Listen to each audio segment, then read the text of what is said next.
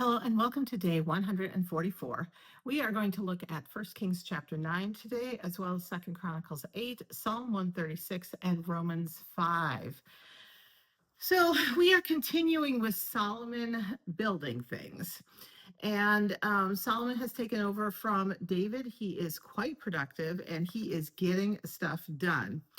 So, God, when Solomon has finished the temple and finished his palace and a bunch of his building projects, God says to Solomon, live pure in heart and action, live in God's presence, be obedient to God's judgment and guidance, and then you can count on God's blessings for your monarchy. God, though, is very clear. He has a warning: do not worship other gods, don't betray God, or the temple will be ruined. So all of your hard work will be lost if you stray from the path that David had of keeping God first in his heart. So we come to another list because we know lists are very important to the writers here. We get a list of what Solomon has built, both the religious monarchy, kingdom types of buildings like the palace, the defense of Jerusalem, plus there's defense of the nation of Israel. There are walls and fortified cities. Now, captured people from other city-states are used as forced labor during this time, but the Israelites are not forced into labor, but they are used in the army and building up the administrative state. It's very complicated to start running a nation after never having had your own nation. And this is a time of nationhood. This is a time of empire. There's military issues, there's diplomatic issues, there's trade and economic issues, there's judicial issues. And so there's a lot to administer. And Solomon is very wise in building all this up and using Israelites for that work. Solomon also expanded into the Mediterranean Sea and started building ships.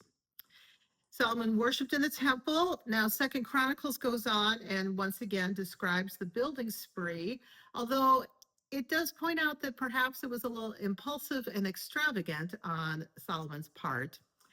But then we also hear about how Solomon got an Egyptian wife from Pharaoh, and Solomon built a separate house for her because Solomon did not want her to disrupt the sanctity, the holiness of spaces where the Ark of the Covenant had been in the palace, the temple around Jerusalem. And so she gets her own house that she lives in so that her gods can be separate from Solomon's God. So a reflection for us as we're going through here: God has expectations. God made it very clear what God's expectations were for Solomon.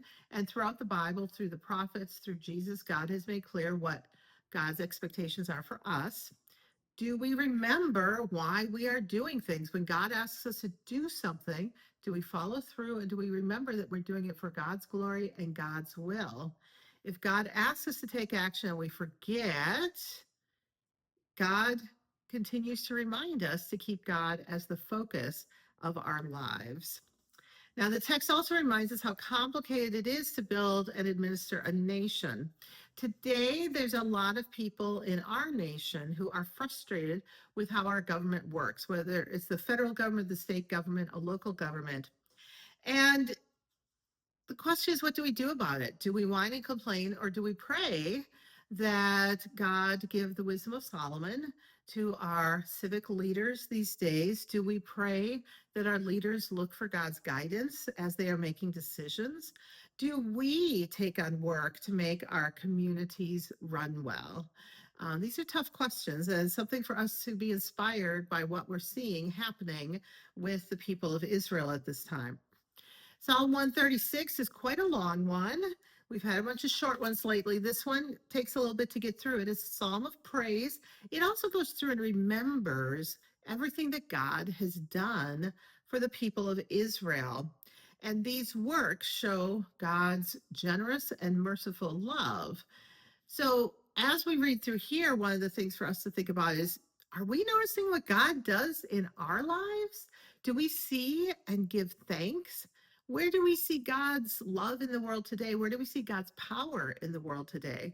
A lot of us just kind of are on autopilot going through our days, and maybe we set aside some devotion time in the morning or the evening. Maybe we go to church once a week. But what about all the other hours and days of our lives? Are we paying attention to what God is doing right now in the world? Are we giving thanks? Are we giving God the glory? Are we giving God the credit? Are we acknowledging God's action in the world today? Romans 5 kind of builds on this. Paul is pointing out how God is faithful even when we are not, even when we're not paying attention, even when we're distracted.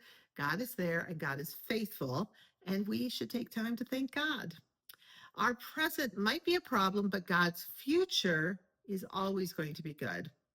So Paul goes through and really spends a lot of time explaining how Jesus reconciles us to God and saves us from sin, for which we can say an alleluia.